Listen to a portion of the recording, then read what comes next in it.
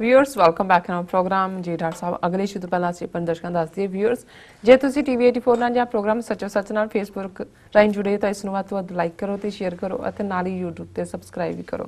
ਇਹ ਵੀ ਦੱਸ ਦੇਣਾ ਚਾਹੁੰਦੇ ਹਾਂ ਕਿ ਜੋ ਸਾਡੇ ਪ੍ਰੋਗਰਾਮ ਦਾ ਸਮਾਂ ਸੀਮਾ ਹੈ 8:30 ਤੋਂ ਲੈ ਕੇ 9 ਵਜੇ ਤੱਕ ਹੈ। Thank you so much so keep watching TV 84। ਜੀ ਡਾਕਟਰ ਸਾਹਿਬ ਅਗਲੇ ਇਸ਼ੂ ਬਾਰੇ ਤੁਹਾਡੇ ਵਿਚਾਰ ਜਾਣਨੇ ਚਾਹਾਂਗੇ। ਜੀ ਡਾਕਟਰ ਸਾਹਿਬ ਕੀ ਵਿਚਾਰਾਂ ਨੇ ਤੁਹਾਡੀਆਂ? ਦੇਖੋ 2019 ਦੀਆਂ ਪਾਰਲੀਮਾਨੀ ਚੋਣਾਂ ਜਿਹੜੀਆਂ ਆਉਣ ਵਾਲੇ ਸਟੇਟ ਅਸੈਂਬਲੀ ਇਲੈਕਸ਼ਨਸ ਨੇ ਉਹਨਾਂ ਨੂੰ ਲੈ ਕੇ RSS ਜਿਹੜੀ ਕਿ ਹਿੰਦੂ ਮੂਲਵਾਦੀ ਜਮਾਤ ਹੈ ਨਾਜ਼ੀ ਪਾਰਟੀ ਦੀ ਤਰਜ਼ ਦੇ ਉੱਤੇ ਜਿਸ ਦਾ ਸਟਰਕਚਰ 1920 ਦੇ ਵਿੱਚ ਜਿਹੜਾ ਉਹ ਉਸ ਦਾ ਤਾਣਾ ਬਾਣਾ ਬਣਾਇਆ ਗਿਆ ਜੀ ਔਰ ਇਸ ਵੇਲੇ ਬੜੀ ਸਫਲਤਾ ਦੇ ਨਾਲ ਜਿੱਥੇ ਭਾਰਤ ਦੀ ਕੇਂਦਰੀ ਸੱਤਾ ਦਿੱਲੀ ਤਖਤ ਦੇ ਉੱਤੇ ਉਹਨਾਂ ਨੇ 2014 ਚ ਕਬਜ਼ਾ ਕੀਤਾ ਉੱਥੇ ਭਾਰਤ ਦੀਆਂ 29 ਸਟੇਟਾਂ ਚੋਂ 21 ਸਟੇਟਾਂ ਦੇ ਵਿੱਚ ਬੀਜੇਪੀ ਦੀ ਹਕੂਮਤ ਹੈ ਜੀ ਔਰ ਇੱਕ ਸਟੇਜ ਤੇ ਕਿਉਂਕਿ ਹਿੰਦੁਸਤਾਨ ਦੀ ਜਿਹੜੀ ਆਈਡੀਓਲੋਜੀ ਹੈ ਵਿਚਾਰਧਾਰਾ ਹੈ ਇਹ ਨਾਰਥ ਇੰਡੀਆ ਗੰਗਾ ਜਮਨਾ ਜਿਹੜੀ ਹੈ ਇਸ ਤਹਿਜ਼ੀਬ ਦੇ ਨਾਂ ਨਾਲ ਜਾਣੀ ਜਾਂਦੀ ਸੀ ਔਰ ਜਿਹੜੀਆਂ ਸਾਊਥ ਦੇ ਵਿੱਚ ਸਟੇਟਾਂ ਖਾਸ ਤੌਰ ਤੇ ਤਮਿਲਨਾਡੂ ਆਂਧਰਾ ਕਰਨਾਟਕਾ ਔਰ ਕੇਰਲਾ ਜਿਹੜੇ ਕਿ ਆਪਣੇ ਆਪ ਨੂੰ ਦਰਾਵਿੜ ਸਿਵਲਾਈਜੇਸ਼ਨ ਜਿਹਨਾਂ ਨੂੰ ਡ੍ਰੈਵਿਡੀਅਨਸ ਕਹਿੰਦੇ ਨੇ ਉਸ ਨਾਲ ਆਪਣੀ ਉਹ ਸ਼ਨਾਖਤ ਮੰਨਦੇ ਰਹੇ ਨੇ ਔਰ ਉਹਨਾਂ ਦੀਆਂ ਆਪਣੀਆਂ ਜ਼ਬਾਨਾਂ ਤਾਮਿਲ ਤੇਲਗੂ ਕੰਨੜ ਮਲਿਆਲਮ ਉਸ ਦਾ ਉਹਨਾਂ ਨੂੰ ਫਖਰ ਰਿਹਾ ਉਹ ਸੰਸਕ੍ਰਿਤ ਔਰ ਹਿੰਦੀ ਵੜਨ ਨਹੀਂ ਸੀ ਦਿੰਦੇ ਪਰ ਅੱਜ ਜਿਸ ਤੇਜ਼ੀ ਨਾਲ ਬੀਜੇਪੀ ਨੇ RSS ਦੀ ਜਿਹੜੀ ਸਿਆਸੀ ਆਊਟਫਿਟ ਹੈ ਇਹਨਾਂ ਸਾਰੇ ਸੂਬਿਆਂ 'ਚ ਵੀ ਆਪਣੀ ਪੈਂਠ ਬਣਾ ਲਈ ਹੈ ਨਾਰਥ ਈਸਟ ਉੱਤਰ ਪੂਰਬ ਜਿੱਦਾਂ ਦੇ ਕਬੀਲੇ ਈਵਨ ਆਰੀਅਨ ਵੀ ਨਹੀਂ ਨੇ ਉਹਨਾਂ ਦੇ ਆਪਣੇ ਕਬੀਲੇ ਦੀਆਂ ਜ਼ਬਾਨਾਂ ਇਸ ਵੇਲੇ ਸਾਰੀਆਂ ਹੀ ਸਟੇਟਾਂ ਦੇ ਉੱਤੇ ਜਿਹੜਾ ਨਾਰਥ ਈਸਟ ਦੇ ਵਿੱਚ ਉਹ ਬੀਜੇਪੀ ਦਾ ਇੱਕ ਨੂੰ ਛੱਡ ਕੇ ਬੀਜੇਪੀ ਦੀ ਹਕੂਮਤ ਹੈ ਈਵਨ ਗੋਆ ਵਰਗੀ ਸਟੇਟ ਜਿੱਥੇ ਕਦੇ 55% ਆਬਾਦੀ ਈਸਾਈਆਂ ਦੀ ਹੁੰਦੀ ਸੀ ਉੱਥੇ ਵੀ ਬੀਜੇਪੀ ਦੀ ਹਕੂਮਤ ਹੈ ਔਰ ਜਿਹੜਾ ਉਹਨਾਂ ਦਾ ਚੀਫ ਮਿਨਿਸਟਰ ਪਾਰੀਕਰ ਜਿਹੜਾ ਹੁਣ ਬਿਮਾਰੀ ਨਾਲ ਜੂਝ ਰਿਹਾ ਕੈਂਸਰ ਦੀ ਔਰ ਪਹਿਲਾਂ ਵੀ ਧੱਕੇ ਨਾਲ ਹੀ ਸਰਕਾਰ ਬਣਾਈ ਸੀ ਹੁਣ ਕਾਂਗਰਸ ਨੇ ਆਪਣਾ ਦਾਅਵਾ ਕੀਤਾ ਸੀ ਕਿ ਵੀ ਔਰ ਉਹਨਾਂ ਨੇ ਪਿਛਲੇ ਦਿਨਾਂ 'ਚ 2 MLA ਕਾਂਗਰਸ ਦੇ ਉਹ ਜਿਹੜੇ ਨੇ ਉਹਨਾਂ ਨੂੰ ਪਾਰਟੀ ਬਦਲਾ ਕੇ ਬੀਜੇਪੀ ਦੇ ਵਿੱਚ ਸ਼ਾਮਲ ਕਰ ਲਏ ਕੇਰਲਾ ਸਟੇਟ ਜਿਹੜੀ ਕਿ ਬਿਲਕੁਲ ਜਿੱਥੇ ਪਿਛਲੇ ਦਿਨਾਂ ਜਦੋਂ ਫਲੱਡ ਆਏ ਬੜੇ ਜ਼ੋਰਦਾਰ ਹੜ੍ਹ ਔਰ RSS ਬੀਜੇਪੀ ਦੇ ਜਿੰਨੇ ਨੈਟਵਰਕ ਸੀ ਉਹਨਾਂ ਦੇ ਮੀਡੀਆ ਦੇ ਔਰ ਸੋਸ਼ਲ ਮੀਡੀਆ ਦੇ ਉਹਨਾਂ ਨੇ ਕਿਹਾ ਜੀ ਇਹਨਾਂ ਨੂੰ ਸਜ਼ਾ ਮਿਲੀ ਹੈ ਕਿਉਂਕਿ ਕੇਰਲਾ ਦੇ ਵਿੱਚ ਜਿਹੜਾ ਸਬਰੀਮਾਲ ਮੰਦਿਰ ਹੈ ਜਿਹਦੇ 'ਚ ਔਰਤਾਂ ਦੀ 10 ਸਾਲ ਤੋਂ 50 ਸਾਲ ਤੱਕ ਦੀ ਉਮਰ ਦੀਆਂ ਔਰਤਾਂ ਦੇ ਦਾਖਲੇ ਤੇ ਪਾਬੰਦੀ ਸੀ ਉਹਨੂੰ ਲੈ ਕੇ ਪੈਟੀਸ਼ਨ ਹੋਈ ਸੀ ਉਹਨਾਂ ਨੇ ਕਿਹਾ ਜੀ ਈਸਾਈ ਔਰ ਮੁਸਲਮਾਨ ਇੱਥੇ ਰਹਿੰਦੇ ਨੇ ਇਹਨਾਂ ਨੂੰ ਜਿਹੜੀ ਔਰ ਉਹਨਾਂ ਨੇ ਕਿਹਾ ਜੀ ਬਿਲਕੁਲ ਮਦਦ ਨਾ ਕਰੋ ਔਰ ਨਾ ਹੀ ਮੋਦੀ ਸਰਕਾਰ ਨੇ ਔਰ ਮੈਂ ਕੁਦਰਤੀ ਜਦੋਂ ਲਾਸਟ ਟਾਈਮ ਫਲਾਈ ਕਰ ਰਿਹਾ ਸੀ ਮੈਂ ਹਿਊਸਟਨ ਨੂੰ ਗਿਆ ਤੇ ਮੇਰੇ ਨਾਲ ਦੀ ਸੀਟ ਤੇ ਇੱਕ ਕੇਰਲਾ ਦਾ ਜਿਹੜਾ ਇੰਜੀਨੀਅਰ ਲੜਕਾ ਜੀ ਉਹ ਮੇਰਾ ਕੋ ਪੈਸੇਂਜਰ ਸੀ ਤੇ ਉਹਨੇ ਬੜੀ ਰਿਸਪੈਕਟਫੁਲੀ ਜਦੋਂ ਗੱਲ ਸ਼ੁਰੂ ਕੀਤੀ ਤਾਂ ਉਹਨੇ ਸ਼ੁਰੂ ਇੱਥੋਂ ਕੀਤਾ ਕਿ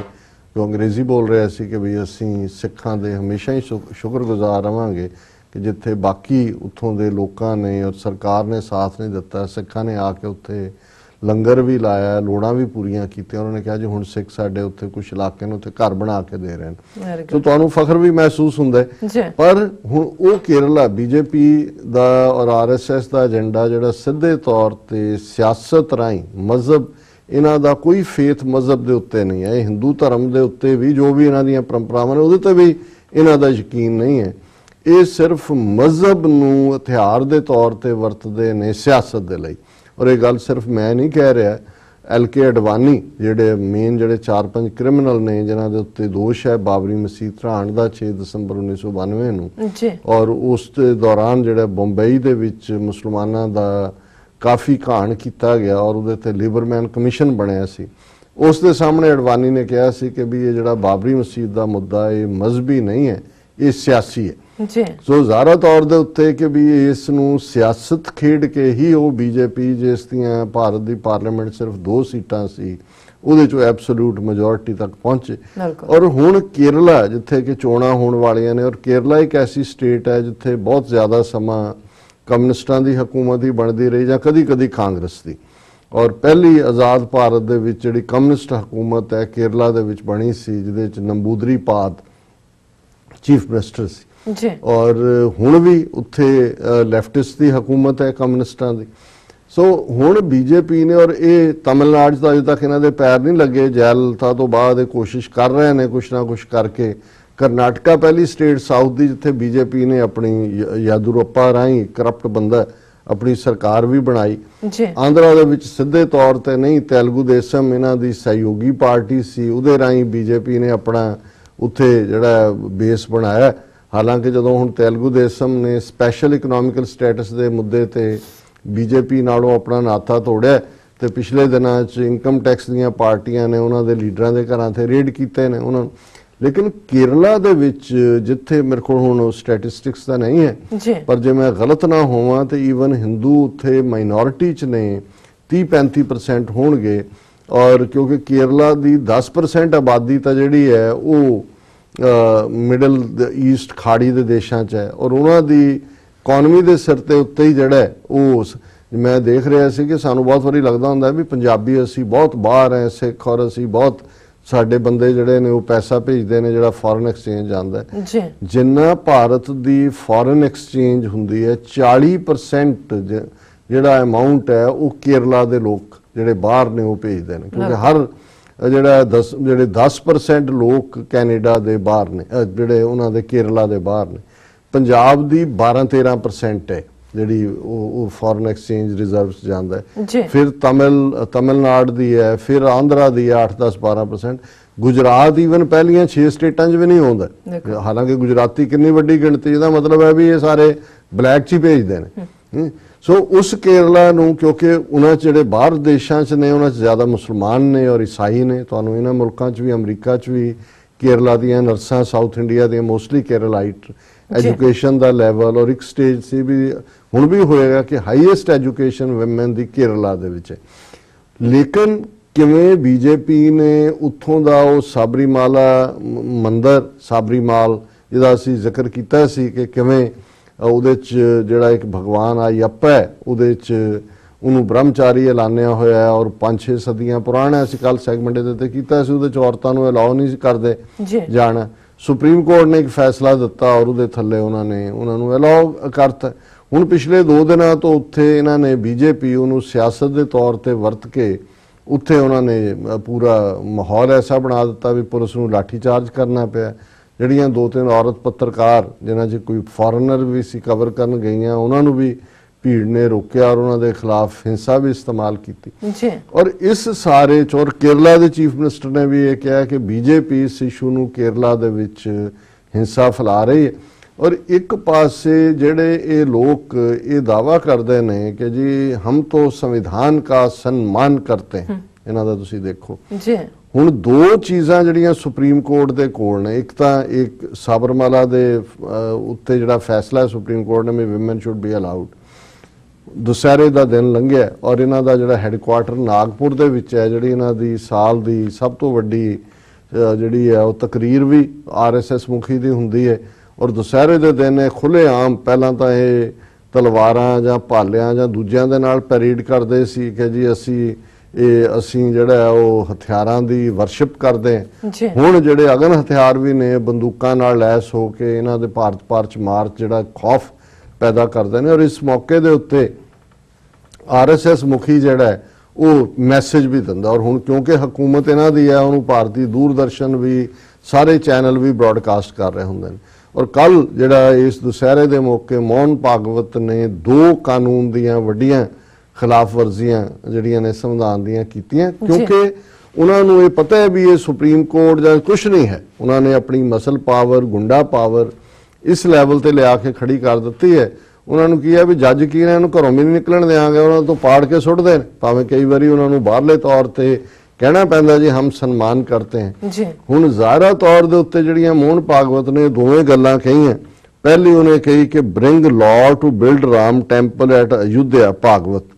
RSS chief slams fundamental forces for obstruction।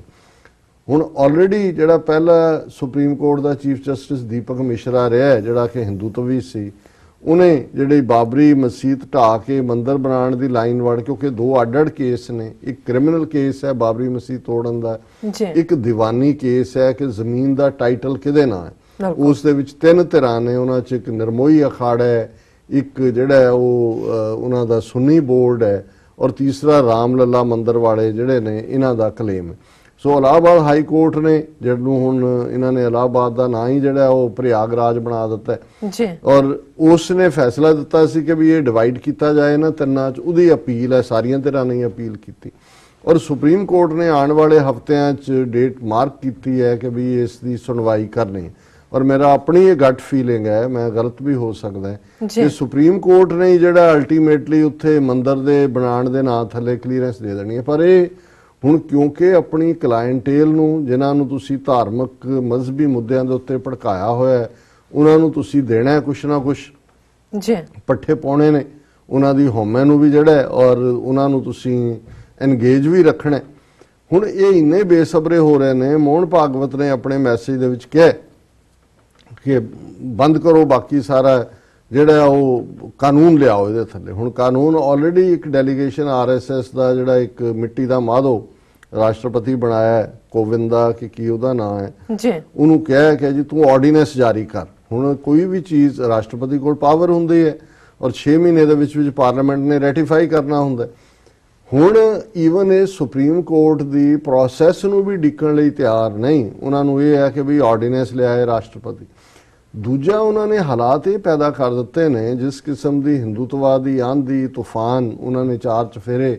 ਘੁਮਾਇਆ ਹੋਇਆ ਕਿ ਕਾਂਗਰਸ ਉਹ ਵੀ ਸੌਫਟ ਹਿੰਦੂਤਵਾ ਟੋ ਕਰ ਰਹੀ ਹੈ। ਜੇ ਈਵਨ ਮੈਂ ਸਮਝਦਾ ਵੀ ਮੋਦੀ ਸਰਕਾਰ ਰਾਮ ਮੰਦਰ ਬਣਾਉਣ ਦੇ ਨਾਂ ਥੱਲੇ ਪਾਰਲੀਮੈਂਟ ਆਰਡੀਨੈਂਸ ਤੋਂ ਪਾਸੇ ਛੱਡ ਦਿਓ, ਬਿਲਕੁਲ ਉਹ ਪਾਰਲੀਮੈਂਟ ਦੇ ਵਿੱਚ ਵੀ ਜਿਹੜਾ ਜੇ ਰੈਜ਼ੋਲੂਸ਼ਨ ਲਾਇਆ, ਮੈਨੂੰ ਨਹੀਂ ਲੱਗਦਾ ਵੀ ਈਵਨ ਕਾਂਗਰਸ ਵੀ ਉਹਦਾ ਵਿਰੋਧ ਕਰੇਗੀ, ਕਿਉਂਕਿ ਉਹਨਾਂ ਨੇ ਇੰਨੀ ਨਫ਼ਰਤ ਪੈਦਾ ਕਰ ਦਿੱਤੀ ਹੈ ਕਿ ਕੌਣ ਜਿਹੜਾ ਹਿੰਦੂ ਹੈ ਉਹ ਕਹੇਗਾ, ਜਾਂ ਹਿੰਦੂ ਪਾਰਟੀ ਨੂੰ ਨਾ ਵੀ ਨੁਮਾਇੰਦਾ ਹੋਏ ਉਹਨਾਂ ਦਾ, ਈਵਨ ਕਮਿਊਨਿਸਟ ਵੀ। ਔਰ ਕੇਰਲਾ 'ਚ ਉਹਦਾ ਅਸੀਂ ਇਹ ਪ੍ਰਭਾਵ ਦੇਖ ਰਹੇ ਹਾਂ ਕਿ ਈਵਨ ਇਸ ਮਹੀਨੇ ਨੂੰ ਉਹਨਾਂ ਦੀ ਕਮਿਊਨਿਸਟਾਂ ਨੇ ਵੀ ਕੁਝ ਪਤਾ ਨਹੀਂ ਕਿਹੜੇ ਚਿੰਤਨ ਦੇ ਨਾਂ ਥੱਲੇ ਰਾਮ ਦੇ ਨਾਲ ਜੋੜ ਕੇ ਕਰਨ ਦਾ ਕੀਤਾ, ਕਿਉਂਕਿ ਕੇਰਲਾ ਦੇ ਕਮਿਊਨਿਸਟ ਵੀ ਘਬਰਾ ਗਏ ਕਿ ਹਿੰਦੂਤਵਾ ਦਾ ਇਹਨਾਂ ਨੇ ਸਾਬਰਮਾਲਾ ਮੰਦਰ ਦੇ ਨਾਂ ਥੱਲੇ ਉਹ ਮਾਹੌਲ ਬਣਾ ਦਿੱਤਾ ਹੈ ਵੀ ਕੇਰਲਾ 'ਚ ਹੁਣ ਤਾਂ ਸੀ ਵੀ ਬੀਜੇਪੀ ਦਾ ਬੇਸ ਉੱਥੇ ਬਣ ਜਾਏਗਾ। ਉਹਨਾਂ ਨੂੰ ਲੱਗਣ ਲੱਗ ਗਿਆ ਵੀ ਇਹ ਹਕੂਮਤ ਵੀ ਬਣਾ ਸਕਦੇ, ਜਿਸ ਕਿਸਮ ਦਾ ਇਹਨਾਂ ਨੇ ਹਿੰਦੂਤਵਾ ਦੀ ਉੱਥੇ ਹਨੇਰੀ ਚਲਾ ਦਿੱਤੀ। ਸੋ ਜ਼ਾਹਿਰਾ ਤੌਰ ਦੇ ਉੱਤੇ ਈਵਨ ਉਹ ਲੈਜਿਸਲੇਚਰ ਹੋਏ ਜਾਂ ਆਰਡੀਨੈਂਸ ਹੋਏ ਤੇ ਇਸ ਸਾਰੇ ਦੇ ਥੱਲੇ ਜੇ ਉਹ ਪਾਸ ਹੁੰਦਾ ਜਿਹਦੀਆਂ ਸੰਭਾਵਨਾਵਾਂ, ਫਿਰ ਵੀ ਕ੍ਰੈਡਿਟ ਕਿ ਦੇਖੋ ਜੀ ਮੰਦਰ ਵਹੀ ਬਣਾਏਗੇ ਮੰਦਰ। ਤੇ ਜੇ ਸੇ ਹਾਈਪੋਥੈਟਿਕਲੀ ਕਾਂਗਰਸ ਜਾਂ ਦੂਜੀਆਂ ਧਿਰਾਂ ਜਾਂ ਰਾਜ ਸਭਾ 'ਚ ਉਹ ਅੜ ਜਾਂਦਾ, ਜੇ ਰਾਜ ਸਭਾ 'ਚ ਇਹਨਾਂ ਦੀ ਮੈਜੋਰਟੀ ਨਹੀਂ ਹੈ, ਫਿਰ ਇਹਨੂੰ ਵੀ ਐਜ਼ ਏ ਸਟਿਕ ਇਸਤੇਮਾਲ ਕਰਨਗੇ 2019 ਦੀਆਂ ਚੋਣਾਂ 'ਚ ਕਿ ਦੇਖੋ ਜੀ ਇਹ ਤਾਂ ਰਾਮ ਨੂੰ ਹੀ ਨਹੀਂ ਮੰਨਦੇ ਹੈ, ਇਹ ਤਾਂ ਬਿਲਕੁਲ ਫਲਾਣੇ ਨੇ ਤੇ ਢਿਮਕੇ ਨੇ। ਸੋ ਇੱਕ ਇਸ਼ੂ ਤਾਂ ਇਹ, ਕਿਉਂਕਿ ਬੀਜੇਪੀ ਦੀ ਹਕੂਮਤ ਦੀ ਸਾਰੇ ਪਾਸਿਓਂ ਫੇਲਿਓਰ ਹੈ। ਪੈਟਰੋਲ ਦੀਆਂ ਪ੍ਰਾਈਸਿਸ ਕਿੱਥੇ ਨੇ, ਡਾਲਰ ਦੇ ਮੁਕਾਬਲੇ ਰੁਪਈਆ ਕਿੱਥੇ ਚਲਾ ਗਿਆ ਹੈ, ਰੈਫੇਲ ਡੀਲ 'ਚ ਕਰਪਸ਼ਨ, ਅਨਇੰਪਲੋਇਮੈਂਟ, ਸਾਰਾ ਡਿਸਆਰਡਰ, ਔਰਤਾਂ ਦੇ ਖਿਲਾਫ ਜੋ ਚੱਲ ਰਿਹਾ ਉਹ ਜਿਹੜੀ Me2 ਮੂਵਮੈਂਟ ਹੈ, ਉਹਦੇ ਥੱਲੇ MJ ਅਕਬਰ ਵਰਗਾ ਜਿਹੜਾ ਟੁਚਾ ਇਹਨਾਂ ਦਾ ਕਦੇ ਇੰਦਰਾ ਗਾਂਧੀ ਦਾ ਕੁੱਤਾ ਸੀ, ਉਹਨੂੰ ਵੀ ਰਿਜ਼ਾਈਨ ਕਰਨਾ ਪਿਆ। ਔਰ ਜੋ ਇਹਨਾਂ ਦਾ ਕਮਿਊਨਲ ਕੋਈ ਇਲਾਹਾਬਾਦ ਦਾ ਨਾਮ ਬਦਲ ਦਿੱਤਾ, ਪਹਿਲਾਂ ਮੁਗਲ ਸਰਾਏ ਦਾ ਬਦਲਿਆ ਸੀ, ਉਹ ਕੰਮ ਇਹਨਾਂ ਦਾ ਚੱਲ ਰਿਹਾ। ਪਰ ਹੁਣ ਇਹਨਾਂ ਨੇ ਹਾਈ ਪਿਚ ਵਾਲਾ ਏਜੰਡਾ ਇੱਕ ਪਾਸੇ ਰਾਮ ਮੰਦਰ ਦਾ ਲਿਆ ਕੇ ਖੜਾ ਕੀਤਾ ਔਰ ਦੂਸਰਾ ਪਾਸਾ ਜਿਹੜਾ ਅਸੀਂ ਦੇਖਦੇ ਕਿ ਵੀ ਜਿਹੜਾ ਮੋਹਨ ਭਾਗਵਤ ਨੇ ਇਸ ਟੈਂਪਲ ਦੇ ਮਾਮਲੇ ਦੇ ਵਿੱਚ ਕਿਹਾ, ਉਹਨੇ ਵਿਜੇ ਦਸ਼ਮੀ ਉਹਨੂੰ ਕਹਿੰਦੇ ਨੇ ਦੁਸਹਿਰੇ ਨੂੰ, ਸਬਰੀਮਾਲਾ ਮੰਦਰ ਦੇ ਇਸ਼ੂ ਤੇ ਉਹਨੇ ਕਿਹਾ supreme court verdict had not taken into consideration the nature and premise of the tradition and this had led to divisiveness in society। ਉਹਨੇ ਕਿਹਾ ਜੀ ਸੁਪਰੀਮ ਕੋਰਟ ਨੇ ਜਿਹੜਾ ਫੈਸਲਾ ਦਿੱਤਾ ਹੈ ਕਿ ਔਰਤਾਂ ਨੂੰ ਮੰਦਰ ਜਾਣ ਦੀ ਆਗਿਆ ਹੋਏ, ਉਹਨਾਂ ਨੇ ਜਿਹੜੀ ਸਾਡੀ ਹਿੰਦੂ ਪਰੰਪਰਾ ਹੈ ਉਸ ਦਾ ਧਿਆਨ ਹੀ ਨਹੀਂ ਰੱਖਿਆ। ਔਰ ਉਹਨੇ ਕਿਹਾ ਵੀ ਇਹੀ ਹੈ ਕਿ ਵੀ questions such as why only the Hindu society experiences such repeated and brazen onslaughts on its symbols of faith arise in the public's mind and led to unrest। ਉਹਨੇ ਕਿਹਾ ਜੀ ਇਹ ਲੋਕਾਂ ਦੇ ਹਿੰਦੂਆਂ ਦੇ ਮਨਾਂ 'ਚ ਆਉਂਦਾ ਹੈ ਕਿ ਜੀ ਸਾਡੇ ਤੇ ਹੀ ਕਿਉਂ ਹਮਲੇ ਹੋ ਰਹੇ ਨੇ, ਸਾਡੀ ਪਰੰਪਰਾ ਨੂੰ ਕਿਉਂ, ਜੇ ਅਸੀਂ ਨਹੀਂ ਔਰਤਾਂ ਨੂੰ ਵੜਨ ਦੇਣਾ ਮੰਦਰਾਂ 'ਚ, ਸੁਪਰੀਮ ਕੋਰਟ ਕੌਣ ਹੁੰਦਾ ਉਹ ਫੈਸਲਾ ਦੇ ਕਿ ਇਹ ਸਾਡੇ ਤੇ ਹੀ ਕਿਉਂ ਹੋ ਰਹੇ ਨੇ। ਔਰ ਉਹਨੇ ਕਿਹਾ ਜੀ ਇਹ ਜਦੋਂ ਖਿਆਲ ਆ ਰਹੇ ਨੇ, ਇਸ ਨਾਲ ਜਿਹੜੀ ਹਿੰਦੂ ਸੁਸਾਇਟੀ ਦੇ ਵਿੱਚ ਮਤਭੇਦ ਹੋ ਰਹੇ ਨੇ ਔਰ ਉਹਨਾਂ ਨੇ ਕਿਹਾ ਕਿ ਵੀ ਇਹ ਜਿਹੜਾ ਸਾਰਾ ਸਾਡਾ ਫੇਥ ਦੇ ਉੱਤੇ ਚਾਹੇ, ਫਿਰ ਉਹਨੇ ਅਰਬਨ ਨੈਕਸਲਿਜ਼ਮ ਦੀ ਗੱਲ ਕੀਤੀ ਤੇ ਫਿਰ ਉਹਨੇ ਕਿਹਾ ਜੀ RSS has kept itself aloof from party politics and the politics influenced by caste and creed and will continue। ਉਹਨੇ ਕਿਹਾ ਜੀ ਵੋਟਾਂ ਜ਼ਰੂਰ ਪਾਓ, ਸਾਡਾ ਵੈਸੇ RSS ਦਾ ਕਿਸੇ ਪਾਰਟੀ ਨਾਲ ਕਿਸੇ ਸਿਆਸਤ ਨਾਲ ਕੋਈ, ਇਹਨੂੰ ਕਹਿੰਦੇ ਨੇ ਕਿ ਭਾਈ ਉਹ ਰੋਟੀ ਖਾਓ ਸ਼ੱਕਰ ਨਾਲ ਤੇ ਦੁਨੀਆ ਲੁੱਟੋ ਮੱਕਰ ਨਾਲ। ਵੀ ਇਸ ਹੱਦ ਤੱਕ ਜਿਹੜਾ ਜ਼ਾਹਰ ਹੈ ਕਿ ਵੀ ਕੀ ਏਜੰਡਾ ਬੀਜੇਪੀ ਦੀ, ਕੀ ਹੋਂਦ ਹੈ, ਮੋਦੀ, ਜੇਤਲੀ, ਅਮਿਤ ਸ਼ਾਹ ਕੀ ਨੇ, ਇਹ ਸਾਰੀ ਪਾਵਰ ਜਿਨ੍ਹਾਂ ਦੇ ਕੋਲ ਹੈ, ਜਿਹੜਾ ਪੋਲੀਟੀਕਲ ਏਜੰਡਾ ਸੈੱਟ ਕਰ ਰਹੇ ਨੇ, ਪੋਲੀਟੀਕਲੀ ਜਿਹੜੀ ਸਾਰੀ ਲੌਬੀ ਹੈ RSS ਦੇ ਵਲੰਟੀਅਰਸ ਜਾਂ ਦੂਜੇ ਤੀਜੇ ਦੇ ਕੋਲ ਹੀ ਹੈ, ਕਿਹਨੂੰ ਜਿਤਾਣਾ ਹੈ, ਕਿਹਨੂੰ ਬਣਾਉਣਾ ਹੈ, ਕਿੱਥੇ ਗੁੰਡਾਗਰਦੀ ਕਰਨੀ ਹੈ, ਕਿੱਥੇ ਫੇਕ ਨਿਊਜ਼ ਕ੍ਰੀਏਟ ਕਰਨੀ। ਸੋ ਜ਼ਾਹਰ ਹੈ ਕਿ ਇਹ 2019 ਤੱਕ ਪਹੁੰਚਦੇ ਆ ਇਹ ਜਿਹੜੀ ਨਫ਼ਰਤ ਹੈ ਘੱਟ ਗਿਣਤੀਆਂ ਦੇ ਖਿਲਾਫ, ਇਨ ਜਨਰਲ ਮੁਸਲਮਾਨਾਂ ਦੇ ਖਿਲਾਫ ਇਨ ਪਾਰਟਿਕੂਲਰ, ਇਹ ਇਸੇ ਇੰਟੈਂਸਿਟੀ ਦੇ ਨਾਲ ਜਾਰੀ ਰਹੇਗੀ। ਇਹ ਜਿਹੜਾ ਦੁਸ਼ਹਿਰੇ ਦਾ ਇਹਦਾ ਮੈਸੇਜ ਹੈ, ਕਿਉਂਕਿ ਅਗਲੀਆਂ ਚੋਣਾਂ ਤੋਂ ਪਹਿਲਾਂ ਇਹ ਲਾਸਟ ਦੁਸਹਿਰੇ ਦਾ ਮੈਸੇਜ ਹੈ, ਫਿਰ ਨੈਕਸਟ ਈਅਰ 2019 ਦੇ ਸਾਲ ਦੇ ਬਿਗਨਿੰਗ ਤੱਕ ਚੋਣਾਂ ਹੋ ਜਾਣੀਆਂ ਨੇ ਜੀ। ਸੋ ਇਹ ਉਹਨਾਂ ਨੇ ਦੱਸ ਦਿੱਤਾ ਹੈ ਵੀ ਇਹਨਾਂ ਚੋਣਾਂ ਦੇ ਵਿੱਚ ਇਹੀ ਮੁੱਦੇ ਜਿਹੜੇ ਨੇ ਦੱਖਣ 'ਚ ਵੀ ਵੜ ਗਏ, ਕੇਰਲਾ ਵੀ ਇਹ ਕੈਪਚਰ ਕਰਨਗੇ ਜੀ ਡਾਕਟਰ ਸਾਹਿਬ, ਬਿਲਕੁਲ। ਔਰ ਇਸ ਚੋਂ ਹੀ 2019 'ਚ ਦੁਬਾਰਾ ਬੀਜੇਪੀ ਦੀ ਸਰਕਾਰ ਦਿੱਲੀ 'ਚ ਕੱਢਣਗੇ, ਮੰਦਰ ਵਹੀਂ ਬਣਾਏਗੇ ਜੀ ਡਾਕਟਰ ਸਾਹਿਬ, ਬਿਲਕੁਲ। ਇੱਥੇ ਲੈਣੇ ਬ੍ਰੇਕ ਤੋਂ ਪਹਿਲਾਂ ਅਸੀਂ ਆਪਣੇ ਦਰਸ਼ਕਾਂ ਦੇ ਸਰੋਤਿਆਂ ਨੂੰ ਫਿਰ ਦੁਬਾਰਾ ਅਪੀਲ ਤੇ ਬੇਨਤੀ ਕਰਦੀ ਹੈ ਵੀਅਰਸ, ਜਿਸ ਤਰ੍ਹਾਂ ਕਿ ਤੁਸੀਂ ਜਾਣਦੇ ਹੋ ਕਿ TV 84 ਮਨੁੱਖੀ ਹੱਕਾਂ ਦਾ ਪਹਿਰੇਦਾਰ ਹੈ। TV 84 ਸਿੱਖਾਂ, ਕਸ਼ਮੀਰੀਆਂ ਤੇ ਭਾਰਤੀਆਂ ਨਾਰਥ ਈਸਟ ਸਟੇਟਾਂ ਦੇ ਲੋਕਾਂ ਦੇ ਸਵੈ ਨਿਰਣੇ ਦੇ ਹੱਕਾਂ ਦਾ ਹਾਮੀ ਹੈ। ਅਸੀਂ ਚਾਹਾਂਗੇ ਕਿ ਤੁਸੀਂ TV 84 ਦੀ ਚੜ੍ਹਦੀ ਕਲਾ ਲਈ ਵੱਧ ਤੋਂ ਵੱਧ ਡੋਨੇਟ ਕਰੋ। ਡੋਨੇਟ ਕਰਨ ਲਈ ਸਾਡੀ ਵੈਬਸਾਈਟ tv84.tv ਤੇ ਜਾ ਕੇ ਪੇਪਲ ਦੀ ਵਰਤੋਂ ਕਰਕੇ ਵਨ ਟਾਈਮ ਡੋਨੇਟ ਕਰ ਸਕਦੇ ਹੋ, ਮੰਥਲੀ ਡੋਨੇਟ ਵੀ ਕਰ ਸਕਦੇ ਹੋ। ਤੁਸੀਂ TV 84 ਦੇ ਨਾਮ ਤੇ ਚੈੱਕ ਬਣਾ ਕੇ ਸਾਨੂੰ ਮੇਲ ਵੀ ਕਰ ਸਕਦੇ ਹੋ ਸਾਡੇ ਇਸ ਪਤੇ ਤੇ 36-0137 ਐਵਨਿਊ, ਲੌਂਗ ਆਈਲੈਂਡ ਸਿਟੀ, ਨਿਊਯਾਰਕ 11101 USA, ਜਾਂ ਫਿਰ ਤੁਸੀਂ ਸਾਨੂੰ ਫੋਨ ਰਾਹੀਂ ਵੀ ਸੰਪਰਕ ਕਰ ਸਕਦੇ ਹੋ ਸਾਡੇ ਫੋਨ ਨੰਬਰ ਤੇ 5164060694। Thank you so much viewers, ਤੁਸੀਂ ਕਿਤੇ ਨਹੀਂ ਜਾਣਾ, ਮਿਲਦੇ ਹਾਂ ਆਫਟਰ ਦਿਸ ਸ਼ਾਰਟ ਬ੍ਰੇਕ।